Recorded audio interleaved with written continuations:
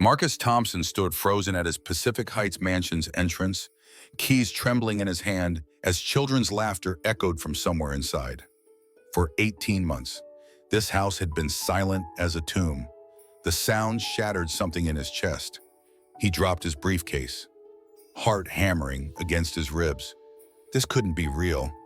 The laughter belonged to Jake, Sam, and Lily, the three children he and David had fought the foster system to keep together. Three souls who hadn't made a sound since the Highway 101 accident that took David's life. Marcus had been in Seattle, closing another meaningless deal. When the call came, "Your husband is gone," the mansion felt like a museum of their former life. Wedding photos from San Francisco City Hall still hung on the mantelpiece. David's art studio in Soma District remained untouched, paintbrushes frozen mid-stroke. Marcus couldn't bear to enter. Every corner whispered memories of Sunday morning pancakes, bedtime stories, and David's gentle voice singing the children to sleep. Marcus had become a ghost in his own home. 16-hour workdays, business trips to Portland, Los Angeles, anywhere but here. He convinced himself that money could fix grief, that Thompson properties needed his constant attention. The truth was simpler and more devastating. He was drowning in survivor's guilt. Why David? Why not him? The children's silence had become his escape. He hired therapists from the best hospitals, specialists from across the country. Nothing worked. Jake, who once drew butterflies and rainbows like his papa David, now stared at blank paper. Sam, the protective twin, had built walls around his heart. Lily, barely 5, hadn't spoken since the funeral. Martha, their housekeeper for 20 years, had watched their family bloom and wither. She'd been there when Marcus and David nervously brought the children home from foster care. She'd witnessed their first Christmas, first birthdays, first words. Now she watched Marcus disappear into work while the children became shadows. Marcus poured scotch with shaking hands, staring at the family photo on his desk. David's laugh was frozen in time, arms wrapped around all three children. The Catholic guilt from his childhood whispered poisonous thoughts. Was this punishment for their lifestyle? For daring to believe two men could raise a family? The house felt enormous and suffocating simultaneously. 12 bedrooms, tennis court, infinity pool overlooking the Golden Gate Bridge. Everything David had dreamed of providing for their children. Now it was just expensive emptiness. Martha found him in the study, shoulders shaking with silent sobs. "Mr. Marcus," she said softly, "Mr. David wouldn't want those babies growing up in silence. We need help, someone who understands healing." He barely looked up. "Hire whoever you need, Martha." He couldn't know that this decision would change everything. That healing sometimes arrives wearing work clothes, carrying cleaning supplies, and humming old gospel songs. The next morning brought Jordan Hayes to their door. Marcus glimpsed him once in the hallway, a young black man with gentle eyes and careful movements. He nodded respectfully. Marcus didn't even look up from his phone, but the children noticed. For the first time in 18 months, 3 pairs of green eyes followed someone with curiosity instead of fear. And somewhere in the walls of that silent mansion, hope began to stir like sunlight through dust. Subscribe to Heart Stories for more stories that remind us healing happens when we least expect it, in the gentlest of ways. Jordan Hayes stepped off the BART train at Montgomery Station, Oakland morning fog clinging to his jacket as he made the familiar journey to Pacific Heights. The house loomed above him like something from a magazine, all glass and steel and money. He'd grown up in apartments where the walls were thin and the heat barely worked. This world felt alien. He'd taken the job because Devin needed new shoes and his nephew's mother had left them with nothing but each other. Jordan understood abandonment. He'd lost his younger brother Malik to Oakland streets 3 years ago, bullets finding him on a corner where he'd gone to buy milk. The social work degree from SF State hung on their apartment wall, but grief counseling positions paid half what private caregiving offered. Martha met him at the service entrance, her eyes kind but tired. "These babies been through hell," she whispered. "Lost their papa David in that accident. Father's drowning in work. Won't stay home long enough to see them heal. They need someone who understands trauma. Jordan nodded. He'd learned about trauma young, when his own father disappeared and his mother worked 3 jobs to keep them afloat. He'd studied it in textbooks, written papers about attachment theory and childhood grief. But mostly, he'd lived it. The children watched him from doorways those first days. Jake, artistic like his lost father, clutched a drawing pad but never opened it. Sam, the protector, kept his sisters close with fierce 6-year-old determination. Lily, smallest and most fragile, pressed herself against walls like she wanted to disappear. Jordan didn't force conversation or demand smiles.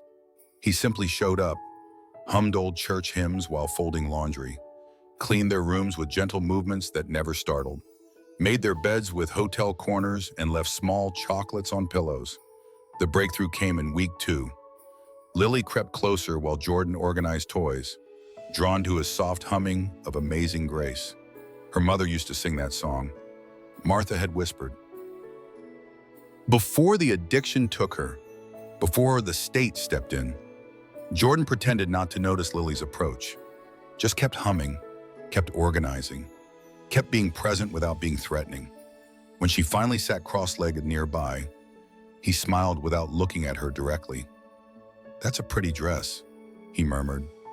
Yellow like sunshine, Jake left the first drawing on clean laundry in week 3, a yellow butterfly with careful crayon strokes, just like Papa David used to paint. Jordan taped it to the wall with reverence. "This is beautiful. Sweetheart, thank you for sharing your art with me." The boy's eyes flickered with something that might have been pride. Week 4 brought whispers. Sam asked quiet questions about Jordan's family while helping sort clothes. "Where's your mama? Do you got kids?" Jordan answered honestly but gently. "My mama's in Oakland. I take care of my nephew Devin." Sometimes families look different than people expect. By week 6, the transformation was complete, but invisible to the man who paid Jordan's salary. The children talked, laughed, sang David's favorite Bon Iver songs while making beds. They told stories about Papa David's paintings, about the day they became a family, about dreams that survived loss. Jordan documented nothing, wrote no reports, made no announcements. He understood that healing happened in whispers, in trust built one small moment at a time. The children needed safety before they needed celebration. Marcus remained absent, chasing deals in Portland and Seattle while his children rediscovered their voices.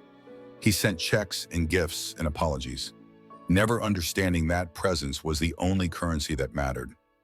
Martha watched the miracle unfold daily. Lily giggling while Jordan helped with shoes, Jake drawing pictures of their family, now including a kind man with gentle hands, Sam practicing reading aloud, confidence growing with each encouragement. When Marcus finally came home early from Portland, drawn by instinct he couldn't name, the house no longer felt like a mausoleum. It felt alive, and that terrified him more than silence ever had, because healing meant accepting that life could continue without David, that love could grow instead of just survive. The sound hit Marcus like a physical blow. Children singing Holocene, David's favorite song, the melody that used to fill their Sunday mornings. His hand froze on the doorknob. For 18 months, this house had been silent. Now voices floated from the kitchen, clear and joyful and wrong. Marcus moved down the hallway like a man walking toward his own execution. Each step brought the music closer, brought memories of David humming while making his famous blueberry pancakes. The children had begged him to sing louder. "Papa David, we can't hear you from upstairs." The kitchen door stood slightly open. Through the gap, Marcus saw a scene that stopped his heart completely. Jordan stood at the stove, Lily perched on his shoulders, her small hands tangled in his hair. Jake and Sam sat on the counter, legs swinging, faces glowing with happiness. Marcus hadn't seen since the funeral. They were making pancakes. David's recipe, the one Marcus couldn't bear to attempt. For 30 seconds, relief flooded through him so powerfully he thought his legs might buckle. His children were alive again, really alive. The silence that had suffocated their house for 18 months was broken. They were singing, laughing, being the children David had loved so desperately. Then something darker twisted in his chest. Jealousy, rage. This stranger had accomplished what Marcus couldn't. While he'd been drowning in business deals and guilt, a man he barely knew had brought his children back from the dead. A man who looked nothing like David, who didn't know their family history, who had no right to stand in their kitchen making memories. Jordan turned when the door swung open. His smile faltered at Marcus's expression. The singing stopped instantly. Lily's grip tightened on Jordan's shoulders. Jake and Sam's legs stopped swinging. What the hell is going on here? Marcus's voice exploded across the kitchen like a gunshot. Lily flinched. Jordan carefully lifted her down. Hands steady despite the trembling, Marcus could see in his movements. This is completely inappropriate. Marcus's face was red, fists clenched at his sides. You were hired to clean, not to play house with my children, putting them on counters, making them think you're some kind of replacement father. Mr. Thompson, Jordan's voice was calm, respectful. I was just spending time with them. They were helping me make breakfast. I don't want to hear it.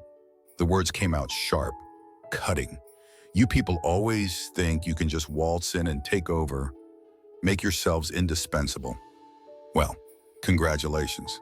You've succeeded in making my children dependent on someone who doesn't matter. The racism hit the air like poison gas. Jordan's jaw tightened, but he didn't respond. Just gathered the children closer, protecting them from their father's rage. Jake's drawing pad slipped from his hands, papers scattering across the floor. His latest artwork, a family portrait including Jordan, ripped down the middle. Papa David watched from clouds while 4 people held hands below. Now it was destroyed. You're fired. The words fell like stones. Pack your things and leave. Now, the children's faces went blank. Not sad, not angry, blank. The survival mechanism Marcus remembered from their early foster care days. When adults became unsafe, you disappeared inside yourself. You stopped feeling. You stopped trusting. Sam stepped in front of his sisters. Jake picked up the torn drawing with shaking hands. Lily pressed herself against the wall like she wanted to disappear through it. Jordan walked to the door with dignity intact. Yes, sir. His voice carried no anger, no bitterness, just disappointment that cut deeper than any argument could have. Marcus stood alone in the kitchen as the front door closed softly. The pancakes were burning. David's favorite song still echoed in his memory. The children had vanished upstairs without a word. Hand in hand, the way they'd learned to survive. Martha appeared in the doorway. Her look of disappointment was worse than any words. Those babies were talking. Mr. Marcus, really talking. For 6 weeks, they've been healing, and you just destroyed it all in 30 seconds. The torn drawing lay at his feet. Jake's careful crown work rip open showed a happy family of 5. Papa David smiling from heaven. Marcus, Jordan, and 3 children who finally felt safe. Now it was ruined. Just like everything else Marcus touched. He sank into a chair, head in his hands. What kind of father destroys his children's happiness because he's too broken to feel it himself? The silence that returned wasn't peaceful. It was the silence of trust dying, of children learning that love wasn't safe, that adults left when things got complicated. The golden California sun streamed through windows that had finally heard laughter again. Now they would hear only silence. Marcus had gotten what he'd been hiding from for 18 months. He was alone with his grief. No stranger's success to remind him of his failures. It felt exactly as empty as he'd feared. Marcus couldn't sleep. Every time he closed his eyes, he saw Jake's torn drawing, heard Lily's silence, felt the weight of Sam's protective stance. By morning, the house felt like a crime scene.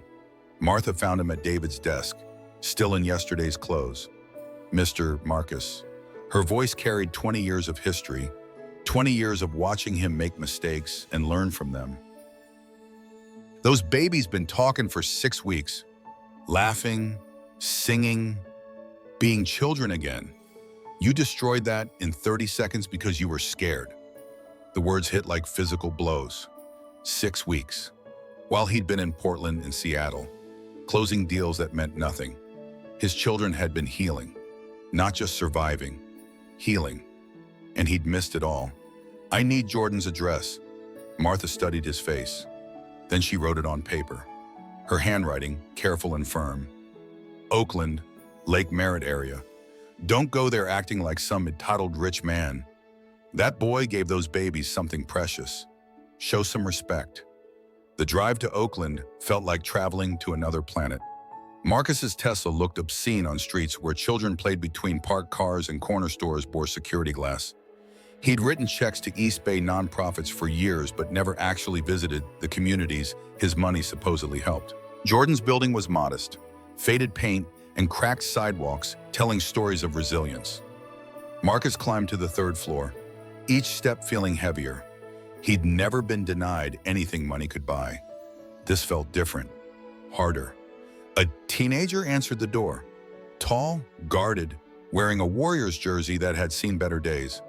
He looked Marcus up and down, taking in the expensive suit, the polished shoes. Yeah, his voice carried suspicion earned through experience. I'm looking for Jordan Hayes. I'm Marcus Thompson. I was his employer. You're the rich dude who made my uncle cry. Devin's jaw set like concrete. Made him feel like he didn't matter. Now you show up here thinking what? That money fixes everything. Marcus's throat tightened. I made a terrible mistake. I need to apologize. Please, 5 minutes. He don't want to see you. The door started closing. Marcus had never had someone refuse him so completely. In his world, money opened every door, solved every problem. Here, it meant less than nothing. The next morning, Martha gave him another address. Richmond, Jordan's sister. But first, she handed him a small cardboard box. The children made these for Jordan, hid them under their pillows every night, hoping he'd come back. Marcus opened the box with trembling hands. 3 drawings, each labeled in shaky handwriting. For Mr. Gordon, a yellow butterfly from Jake, a rainbow from Sam, a family of stick figures holding hands from Lily, and beneath them, a note in careful crayon letters. Please come back. We love you. We miss you. Richmond felt like a different world again. Working-class neighborhood where gardens grew between apartment buildings and children's eyes dotted small yards. Jordan's sister Keisha answered the door, a baby on her hip, exhaustion in her eyes. Can I help you? Her tone was polite but cool. I'm looking for Jordan Hayes. I need to speak with him. Recognition flashed across her face, followed by something harder. You're the one who yelled at him, made him feel like dirt in front of those babies. Yes. Marcus's voice barely worked. I came to apologize and to ask him to come back. Footsteps. Then Jordan appeared behind his sister. When he saw Marcus, his face went carefully neutral. What do you want, Mr. Thompson? To talk, to apologize, to beg if I have to. Marcus held up the box. The children made these for you. They've been waiting for you to come back. They haven't spoken since you left. Jordan's composure cracked slightly, his eyes fixed on the box, but he didn't reach for it. I was drowning. Marcus's voice broke. Seeing them happy with you felt like David was being erased, like I was being replaced as their father. So I destroyed the only good thing that's happened to them since he died. Jordan took the box with careful hands, opened it slowly. The drawings hit him like arrows. Each one showed him as part of their family, not replacing David, but adding to their love. Jake's note broke something in his chest. Please come back. Those babies don't need another David, Jordan said quietly. They need their Marcus to show up, to be present instead of hiding in boardrooms and business trips. I don't know how. Marcus's honesty was raw, unpolished. I've been running for 18 months. I don't know how to stop. Jordan studied his face for a long moment. If I come back, everything changes. No more 16-hour days. No travel during school weeks. You have to be part of their healing, not just a checkbook that pays for it. Marcus nodded. Whatever it takes. 1 week trial. Jordan's voice was firm. If you disappear again, I don't come back. Those children won't survive being abandoned twice. That evening, Marcus sat with the children in their playroom. He told them Jordan was coming home. For the first time in days, he saw light flicker in their eyes. Not quite hope, but possibility. And for a man who'd spent 18 months hiding from love, possibility felt like a miracle waiting to happen. Jordan walked through the front door carrying a single grocery bag and his dignity intact. Before he could set it down, 3 small bodies crashed into him with the force of 18 months of bottled love. He dropped to his knees, wrapping them in arms that had ached for this moment. We thought you were gone forever. Jake's voice was muffled against Jordan's shoulder. We thought Daddy made you leave for good. I'm here. Babies. Jordan's voice was thick with emotion. I'm here, and I'm staying. Marcus watched from the hallway, tears streaming down his face. For the first time since the kitchen confrontation, he didn't feel jealous. He felt grateful. This was love in action, not love as possession. Jordan loved his children without trying to own them, heal them without needing credit. The first week was harder than either man expected. Marcus worked from his home office, present but awkward, unsure how to interact with children who'd learned to survive his absence. Jordan was patient but watchful, ready to protect them if their father disappeared again. Slowly, routines emerged. Marcus made coffee while Jordan helped the children dress. They ate breakfast together. Marcus learning that Sam liked his toast cut in triangles, that Lily sang to herself when she was content, that Jake drew constantly now that someone praised his art. By month 3, Marcus had restructured Thompson properties entirely. Meetings happened between 9 and 3 when the children were in school. No travel during school weeks. Portland and Seattle could wait. His children couldn't. Jordan enrolled in a master's program with Marcus covering tuition. Not charity, investment. The man who'd saved his family deserved every opportunity to grow. Devin started visiting weekends. Initially suspicious, but gradually warming to the strange household that had room for everyone. The transformation wasn't linear. Some days, the children tested boundaries, waiting for Marcus to leave again. Some days, Marcus felt overwhelmed by full-time fatherhood after 18 months of absence. Jordan anchored them all, teaching Marcus that parenting was presence, not perfection. 6 months after Jordan's return, they stood in Dolores Park's community garden, each holding sunflower seeds. The garden was for families touched by loss, a place where grief could grow into something beautiful. Each person plants for someone they miss. The coordinator explained, sunflowers will always turn toward the light, no matter how dark it gets. Jake, Sam, and Lily planted for Papa David, whispering promises to make him proud. Jordan planted for his brother Malik, whose death had taught him that love persisted beyond loss. Marcus planted for the man I used to be, before I learned how to stay. As they worked, soil under their fingernails, California sun warming their backs, a monarch butterfly landed on Lily's outstretched hand. She stared at it with wonder, then looked up at Marcus with David's green eyes. Papa David says he's proud of you. Daddy, her first words to him in 6 months. He says you learned how to love like sunflowers. Marcus broke down completely. 18 months of grief and guilt and healing pouring out while Jordan's steady hand rested on his shoulder. The butterfly circled once, then flew toward the Golden Gate Bridge visible in the distance. Martha took their photo that day. Not a perfect family, but a real one. Marcus and Jordan, flanked by 3 children who'd learned that love could multiply instead of divide. Devin grinned from the edge of the frame, protective big brother energy radiating from every pore. Keisha's kids played nearby, part of the extended chosen family they'd built. The sunflowers would grow tall that summer, faces always turning toward light, just like the family that planted them, rooted in loss but reaching toward healing. Marcus finally understood what David had tried to teach him. True wealth wasn't what you built or bought. It was who you chose to keep choosing every single day. Love doesn't replace love, it adds to it. And some families are worth growing into, one seed at a time. What does healing look like in your life? How do you choose love over fear? Share your thoughts below and subscribe to Heart Stories for more stories that remind us that the most beautiful gardens grow from the deepest soil.